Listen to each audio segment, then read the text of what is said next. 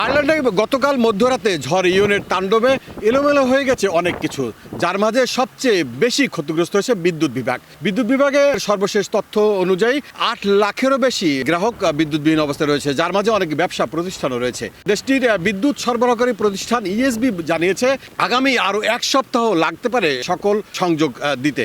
আজ সকালে আমি বেশ কয়েকটি স্থানে আমি ঘুরে বেরিয়েছি, যেখানে আমি দেখতে পেয়েছি যে রাস্তায় শত শত বছরের পুরনো গাছ সেগুলি পড়ে রয়েছে, অনেক বাড়ির সামনে পড়ে রয়েছে, অনেক বাড়ির উপরে, এবং অনেক বাড়ির ছাদ ধসে পড়েছে।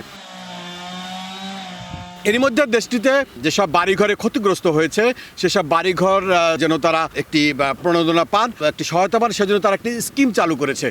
এই স্কিমের আওতায় বাড়ি মেরামত সহ এবং তাদের খাবার এবং চিকিৎসা এবং কাপড় থেকে শুরু করে আনুষঙ্গিক যা কিছু আছে সেই স্কিমের আওতাধীন থাকবে। দেশটিতে এই যে 130 কিলোমিটার বেগে যে ঘূর্ণিঝড়টি হয়েছিল সেটি ইতিহাসের সর্বকালের অন্যতম একটি ঝড় বলে জানিয়েছে এখানের আবহাওয়া অধিদপ্তর।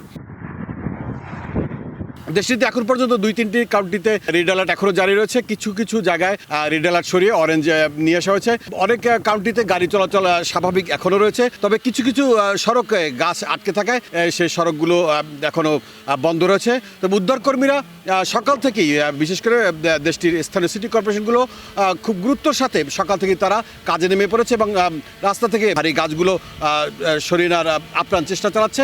ধারণা করা হচ্ছে আগামীকাল সড়কগুলো স্বাভাবিক অবস্থায় মানুষ চলাচল করতে পারবে। তবে এখন পর্যন্ত দেশটির নিরাপত্তা বিভাগ, স্বাস্থ্য বিভাগ, উদ্ধার কাজে যারা সংশ্লিষ্ট যেসব বিভাগগুলি রয়েছে সেগুলি জানিয়েছে যে এখনও মানুষদেরকে একটু সাবধানে থাকতে বলা হয়েছে।